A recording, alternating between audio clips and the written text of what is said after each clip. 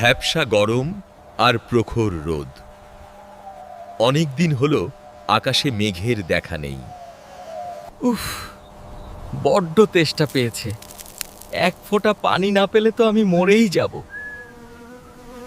মাটি এত শক্ত যে আমি ঠিকমতো বাড়তেই পারছি না।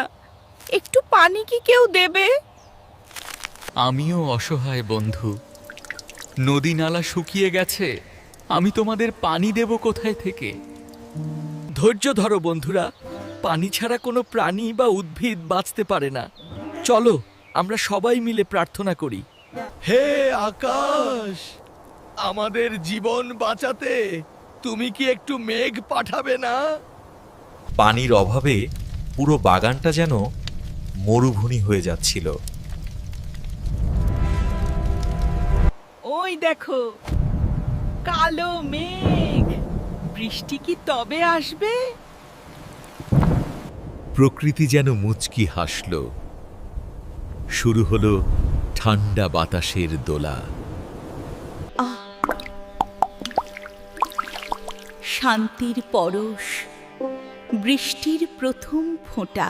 আকাশ ভেঙে নামলো প্রাণের সুধা। বৃষ্টি আমি প্রাণ ফিরে পাচ্ছি। পানি মানেই তো জীবন। ধন্যবাদ পানি, তুমি আমাদের নতুন জীবন দিলে। দেখো, আমার সৌন্দর্য আবার ফিরে এসেছে।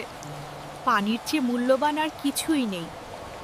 পানি শুধু তৃষ্ণা মেটায় না, এটি আমাদের শরীরের প্রতিটি কোষকে জাগিয়ে তোলে।